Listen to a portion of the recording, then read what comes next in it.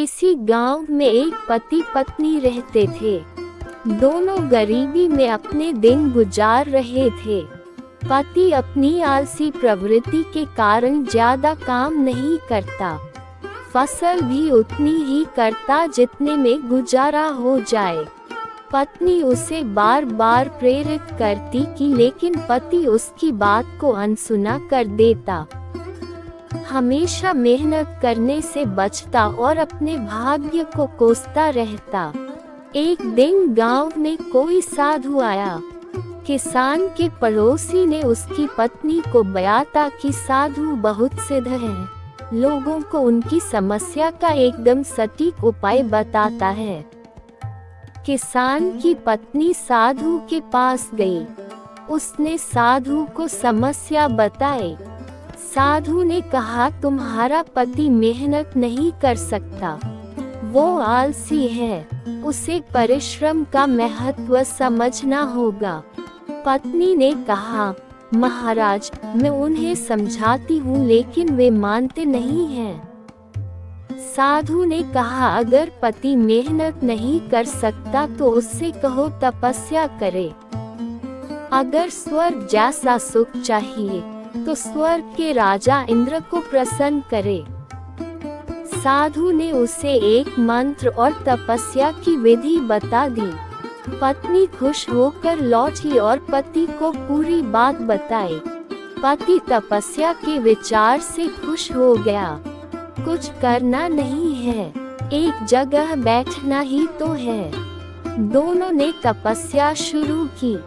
शुरुआत में ध्यान साधने और मंत्र जाप में थोड़ी समस्या आई, लेकिन धीरे धीरे ध्यान भी लगने लगा और मंत्र जाप भी अच्छे से होने लगा। कुछ दिनों में दोनों ध्यान में पारंगत हो गए। एक दिन ऐसा भी आ गया जब दोनों गहन समाधि में पहुंच गए। मंत्र फलित हुआ और तपस्या से खुश होकर भगवान इंद्र प्रकट हुए। दोनों हाथ जोड़कर खड़े हो गए। इंद्र ने कहा, मैं तुम दोनों की तपस्या से प्रसन्न हूँ। तुमने स्वर्ग जैसे सुख और धन के लिए तपस्या की है। मैं तुम्हें ऐसा वरदान देता हूँ कि तुम्हारे घर में कभी धन का भंडार खत्म नहीं होगा। लेकिन इसके लिए तुम दोनों को अलग रहना होगा। पति ने कहा, अलग क्यों रहना होगा? हम साथ रहेंगे, हमारा रिश्ता पति पत्नी का है। हम दोनों ने ही साथ में तपस्या की है। इंद्र ने कहा, इसलिए तुम दोनों को अलग अलग रहना होगा।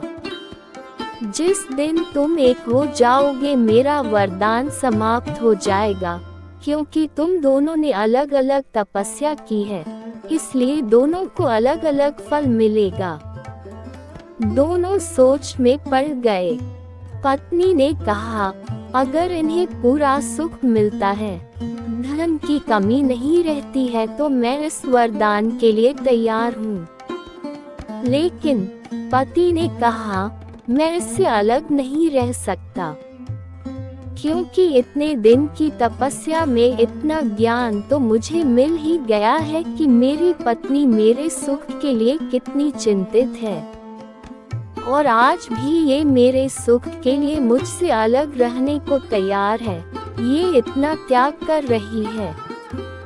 और दूसरी बात, मुझे ये भी समझ में आ गई कि अगर मैं बैठे बैठे मंत्रों के जाप से भगवान को अपने सामने लाकर खड़ा कर सकता हूँ, तो मैं अगर मेहनत करना शुरू कर दूँ तो अपने आप ही धन का भंडार कर लूँगा।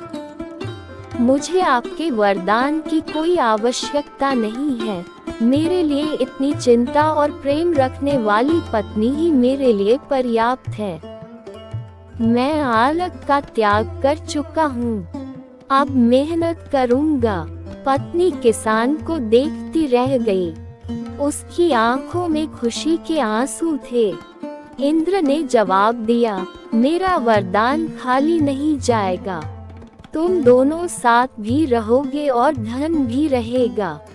ये सिर्फ तुम्हारी आंखें खोलने के लिए था। हमारा सबसे बड़ा खजाना हमारे रिश्ते और परिजन हैं। अगर ये हमारे अनुकूल हो तो संसार में कुछ भी पाना असंभव नहीं है। हमारे रिश्ते और हमारा स्वस्थ शरीर ही हमारे लिए सबसे बड़ा खजाना है। इसकी कीमत समझनी चाहिए।